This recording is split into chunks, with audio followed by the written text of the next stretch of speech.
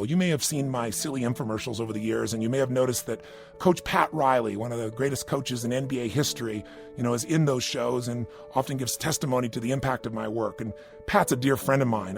I met him in the early 1990s, but he actually started reading my books and listening to my tapes back in the 80s. In fact, he's given me enormous credit for the impact he had back in the days when he was with 4 championship teams, the Los Angeles Lakers. I could share so many stories about Pat because he's such an extraordinary human being. But let me just give you an example that you may recall that's got some recency to it. You may recall that Pat had joined the Miami Heat. When he took the team over, it was a team that had never won a national championship, and they were really broken. And he loved the idea of this challenge. Well, by 2006, Pat was 61 years old, and he had not won a national championship in 17 years. What a gift. At that stage of your life, to be back in the competition, to be the best in the world, the best of anyone who exists in the NBA. But here he finds himself having an opportunity to fight in one of those championships, and by the second game of the series, he'd already lost 2 games. His men were feeling defeated. Listen, there's only been 2 teams prior to Pat Riley that have ever come back having lost the first 2 games and won the NBA championship. 2 in history. So everyone, of course, in the press is talking about this. In the interviews, they're talking about this after the game. And you could just take one look at the states of these men, these players, and you'd say, oh my God, they just lost 2 in Dallas. They're going back to Miami. There's no way they're going to turn this around. So what did Pat do? He recognized the truth. What he had to do is make some changes in his own state. He had to be able to find a sense of absolute certainty within himself before he could transfer it to the people he wanted to touch. By the way, it's the same thing that all of us have to do. If you're going to lead, you can't give something you haven't done to yourself. You can't take somebody to a place that you're not yet in. How he did that, we'll talk about on tomorrow's audio. But once he had that state of certainty, and he was tapping into a blueprint that says there's always a way. There's always a way to victory. Even though you're down by 0-2, even though only 2 teams in history have done it, there is a way. He then began to work on a plan. And here was his plan. The day after that second loss, when the team spirit was about as low as it could possibly be, he didn't go in to motivate these men. He wanted to inspire them. And by the way, you'll hear me say this a lot of times. I don't believe in motivation. Motivation's like a warm bath, but we all need inspiration. And what's the difference? Someone trying to get you going versus someone triggering something that already exists inside you. Inside all of us, there's the ability to overcome. He had to find a way to raise their spirits so in that state of mind, they could find their real abilities, their real resources. So he tells them the day after the game, when their spirits are as low as they can imagine, he says, look, guys, we're going to be playing for the national championship 12 days from today on June 20th in Dallas in Game 6. Now, guys looked at him like, come on. We just lost 2 in a row. Only 2 teams ever come back from in history. Some talked about it later. Some were thinking in their minds at the time, as Pat shared this story with me later. He said, you could just look in their eyes and see total disbelief. He said, now I know what you're thinking. Many of you looking at me like, oh, this is some kind of pump up. There's no way in hell. Only 2 teams in history have ever come back from losing the first 2 games to win, and we aren't playing well. We seem to be outmatched by these guys. There's no way we're going to go and win 3 games in a row here in Miami and then go back to Dallas and beat them. We haven't won a game in Dallas for 4 years. At that stage, the Heat had not won 1 game in Dallas, hear me, in 4 years, much less in the championship after they'd been behind. And he just looked him in the eye and he said, feel me and feel yourselves. He said, there is no doubt, there is 0 doubt in my mind that all the hardships, all the work, all that we put in this entire season is going to come to fruition. And that night, when we finally have the chance to taste victory, all the deprivation, all that we've endured is going to take us to the point where we will take that victory. Well, if you remember history, you know what occurred. They came back and they won in Miami the next game and the next 3 games in a row. Now they're flying back to Dallas to play the Mavericks on their home court, where they have an incredible record and where Miami has the worst record against them for 4 years. But before he left, he called another team meeting the morning before they're supposed to fly to Dallas. And he said, remember what I said to you after you lost the second game? We've won 3 in a row. No one in the world thought we were going to do this. We're 1 victory away. And many of you are thinking we got 2 games to do it in. And he said, and you're wrong. We're going to do it in 1 game. It's real simple, gentlemen. We're going to walk into this place with a level of certainty where we own that victory right now before we even get on the plane, and we're going to carry it through the game no matter what hardships we face, and we are going to walk out victorious and champions. And he said the way we're going to do it is real simple. Pack only 1 set of clothes for Game 6 because there isn't going to be a Game 7. He said, I'm not booking any hotels. We're booking one hotel night, one evening. And as you can guess, there are not going to be any other hotels in Dallas with that game going on. Everybody's flying in to see it. We're booking one night. We're bringing one suit to wear because I want to tell you something. We're going to come back that night to Miami for our victory celebration. There's no doubt in my mind, just like there was no doubt in my mind when I talked to you after the second game. We're going to come back having won that game. So sure enough, to a man, they packed only one outfit. They booked only one evening, and they flew into the Lion's Den, into Dallas, to go play the sixth game. And if you read the press, or if you talk to your friends, if you're an NBA fan, I'm sure you can remember very few people thought that they could possibly win a fourth game in a row and take the championship in Game 6 in Dallas's hometown. But Pat knew there was one more thing to be done. He needed to make sure the players were in state from an emotional gut level, inspired right before the game. I had the chance to fly to Dallas, and I was so excited to see what they could do. Pat let me know they were going to absolutely win before the game, and I was going to have a chance to witness it. But here's what he said to the team. He walked in, and it was silent. Everyone looked in each other's eyes, paused, waiting to hear what Pat would say before the most important game of their life. He looked around and said, gentlemen, does April 4th, 1968 mean anything to you? And of the 15 players, 14 were African-American at the time, so some of the older players looked at him kind of knowingly and nodded their heads, but some of the younger players looked at him with kind of a blank expression on their face. And Pat said that was the day that Martin Luther King Jr. was assassinated in Memphis, Tennessee. The day before that assassination, he was speaking to a striking Memphis sanitation workers. Now, I'm not trying to trivialize the work of one of the greatest American leaders we've ever had by trying to compare him with what we're trying to accomplish here in some sporting contest. He said, but I want you to understand there are some parallels.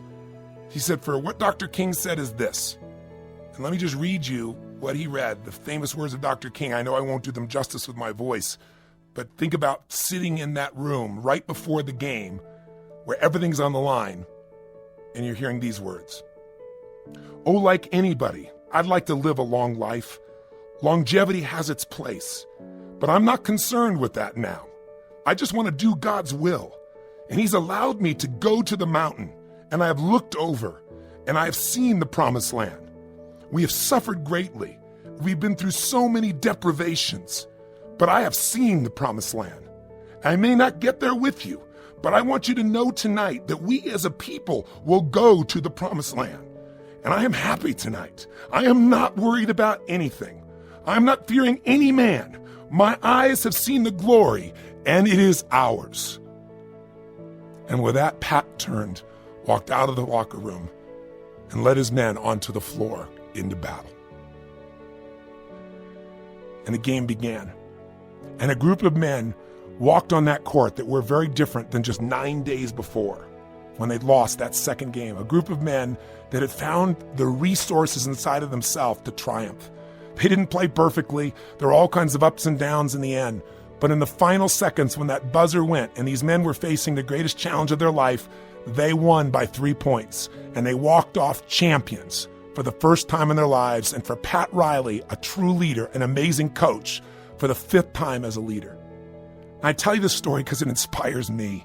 I mean, here's a man I'm trying to coach. He teaches me all the time. Isn't that true of all of our lives? All he did was find a way at different stages to get these men to enter a state of their true ability, to give up the blueprint of failure and to step into the blueprint that there is always a way. How useful is that blueprint for all of us? How useful could it be in your life? No matter how successful we are going to face challenges in our life, and it's going to be our capacity to find the state within us, to find those beliefs within us that'll inspire us.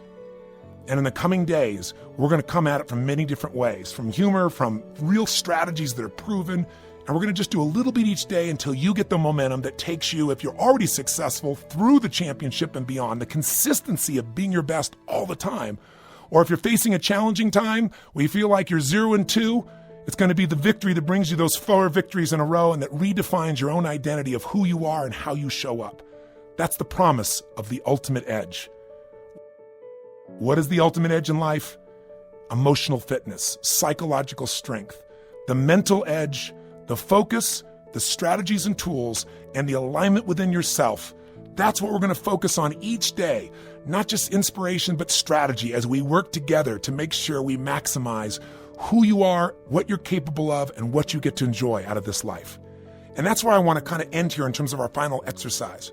What I want you to think about as you leave, and what we're going to do each day so you know, is you'll listen to a session like this.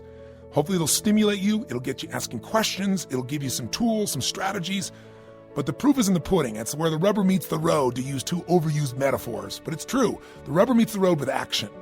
So at the end of each session, I'm going to ask you to do something. It might take you 2, 3, 4, 5 minutes so you get momentum. On some days, it'll be a strategy I want you to implement. Maybe something on your finances, might be around your body. On other days, it's going to be something that makes you shift psychologically in your state or in your blueprint.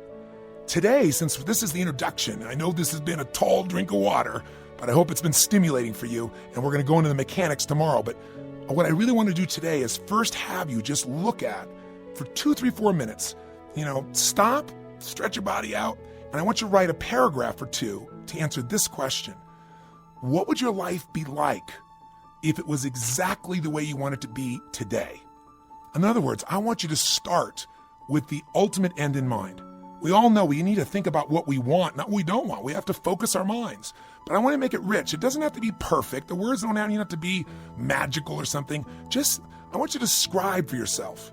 Like, if life was the way I ultimately want it to be, if my life was extraordinary, life on my terms, what would that look like?